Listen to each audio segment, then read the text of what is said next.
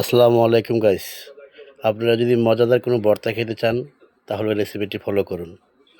এখানে দেওয়া হয়েছে পেঁয়াজ, মরিচ, কালিজিরা, বাদাম, রসুন এগুলো একসাথে করে নেবেন। তারপর এগুলোকে সুন্দর করে সরিষা তেল দিয়ে সাথে কিছু কালিজিরা দিয়ে 2টা শুকনা মরিচ দিয়ে কড়াইয়ে সুন্দর করে ভেজে নেবেন।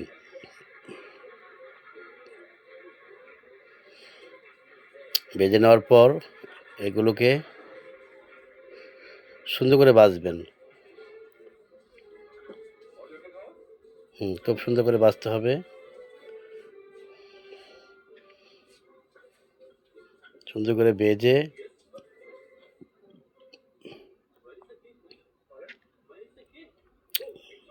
সবগুলো কড়াইয়ে দিয়ে সুন্দর করে ভাজতে হবে। ভাজার পর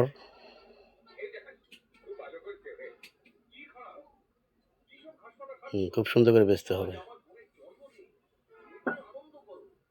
সুন্দর করে ভেজে ধনিয়া পাতা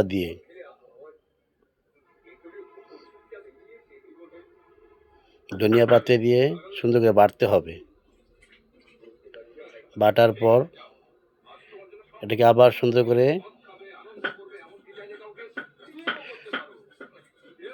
সরিষার তেল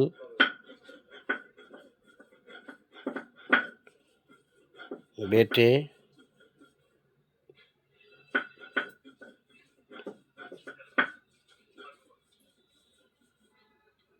সুন্দর করে একেবারে মিহি করে বাটতে হবে। বাটার পর একটু সরিষার তেল দিয়ে একটা শুকনা মরিচ কিংবা 2টা শুকনা মরিচ দিয়ে রেসিপিটাকে তেলে ছেড়ে দিতে হবে। তাহলেই হয়ে যাবে ঠাকুরমার ভর্তা রেসিপি। একবার খেলে বারবার খেতে ইচ্ছে করবে। একবার রেসিপিটি খেয়ে দেখুন, অনেক সুস্বাদু। গরম ভাতের সাথে একটু লেবু চিপে নেবেন, মনটা জুড়িয়ে যাবে।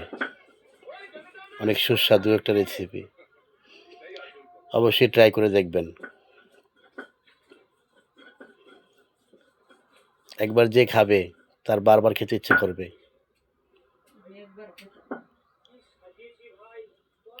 অনেক সুস্বাদু। হয়ে গেল আমাদের ঠাকুরমার ভর্তা রেসিপি।